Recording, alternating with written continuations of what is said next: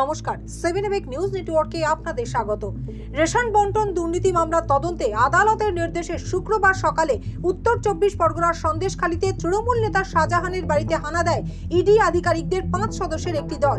সরবেরিয়া গ্রামে শাহজাহানের বাড়িতে ইডি আধিকারিকরা পৌঁছানোর পর তাকে ডাকাডাকি করে ভিতর থেকে সারা শব্দ না মেলায় দরজা ভাঙার চেষ্টা করা হয়। ঠিক সে সময় ইডি আধিকারিকদের তাড়া করে এলাকা ছাড়তে বাধ্য করেন শাহজাহানের অনুগামীরা।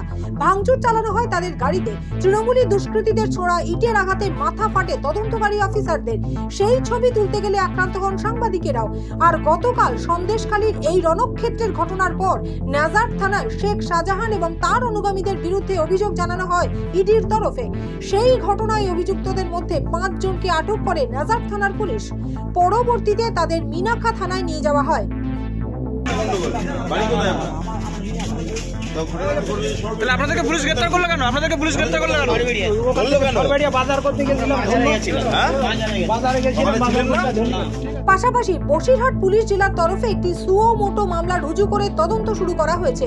সন্দেশখালী কাণ্ডে ইতিমধ্যেই মোট 3টি মামলা রুজু করা হয়েছে। শুনে নেব এ বিষয়ে বসিরহাট পুলিশ জেলার পুলিশ সুপার জবি থমাসকে ঠিক কি জানালেন।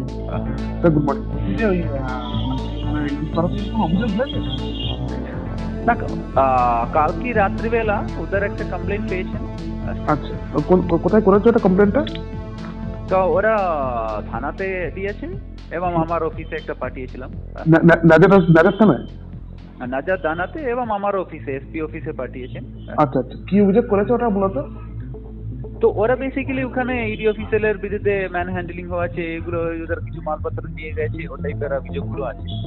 ওই হিসাবে আমরা কেস স্টার্ট করেছি। আচ্ছা আচ্ছা, আর কেস স্টার্ট করেছে। আর কার বিরুদ্ধে অভিযোগ হয়েছে কিছু বলা যাবে? তা ওটাতে বলা আছে শাহজাহান অ্যান্ড অ্যাসোসিয়েটস নাম করে লেখা আছে।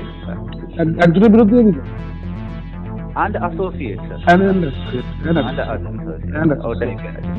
এর ছাড়া আমরা দুটো কমপ্লেন পেয়েছি। প্রথম কমপ্লেন যা আমরা পেয়েছেন ওটা শাহজাহানের বাড়ির লোকেদের কমপ্লেন আছে একটা।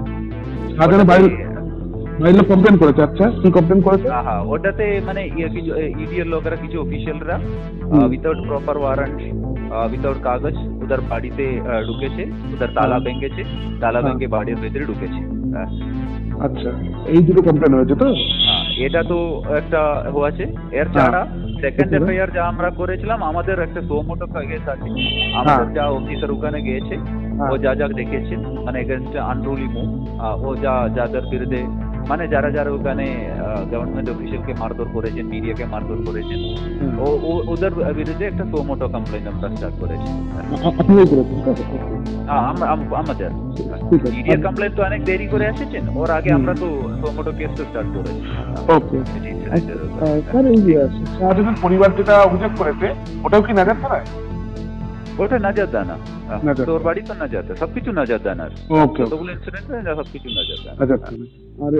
উল্লেখ্য, পাল্টা ইডির বিরুদ্ধে বিনা ওয়ারেন্ট এবং নোটিশে বাড়িতে ঢুকে হেনস্থার অভিযোগ করল শেখ শাহজাহানের পরিবার। ইডির বিরুদ্ধে নাজার থানায় অভিযোগ দায়ের করা হয়েছে শেখ শাহজাহানের পরিবারের তরফে। গতকাল সন্দেশখালীতে যে নজিরবিহীন ঘটনা ঘটেছে তা বিস্তারিতভাবে ইতিমধ্যেই জেনে গিয়েছেন গোটা দেশ তথা সারা রাজ্যের মানুষ। তারপরেও সন্দেশখালী কাণ্ডের ঘটনা নিয়ে স্থানীয় বিধায়ক সুকুমার মাহাতো তৃণমূলী দুষ্কৃতীদের সমর্থন করে কি সাফাই গাইলেন, শুনুন। দেখুন, সন্দেশখালীতে শেখ শাহজাহানের মতো নেতা নেই। তার জনপ্রিয়তা সাধারণ মানুষ মনে প্রাণে গ্রহণ করে, এবং শুধু নেতা হিসেবে নয়, একজন সমাজসেবক হিসেবে তিনি বিখ্যাত। ফলে সাধারণ মানুষ, প্রতিটা মানুষ তার কাছে উপকৃত। আজকের হঠাৎ করে ভোরবেলা তার বাড়িতে যদি কেউ তালা ভাঙতে আসে, সে ইডি হোক, সিবিআই হোক, চোর ডাকাত হোক, সাধারণ মানুষ জানবে কী করে? ফলে তারা ভয় পেয়েছে, তারা জানে যে শেখ শাহজাহানের উপর কোনো অ্যাটাক হচ্ছে, ফলে তারা এই কাজটা করেছে। তো সেই ক্ষেত্রে আমার মনে হয় যে শেখ শাহজাহানের জনপ্রিয়তাকে শুভেন্দু অধিকারী ভয় পেয়েছে, ফলে ইডি সিবিআই দিয়ে তাকে হেনস্থা করার পরিকল্পনা করছে। আমরা সন্দেশখালীর মানুষ হিসেবে ধিক্কার জানাই, কারণ এরকম কোনো রাজনৈতিক লড়াই যদি করা হচ্ছে তাকে সন্দেশখালীতে রাজনীতি করুক, আমরা সুযোগ করে দেবো।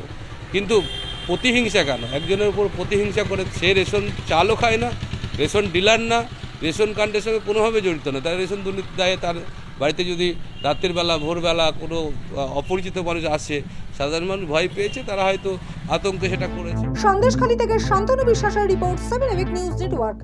আরও বিভিন্ন খবরের আপডেট জানতে হলে অবশ্যই সাবস্ক্রাইব করুন 7 এবেক নিউজ নেটওয়ার্ক চ্যানেলটি, কারণ আপনাদের একটা সাবস্ক্রিপশন আমাদের কাছে অত্যন্ত মূল্যবান। জয় হিন্দ।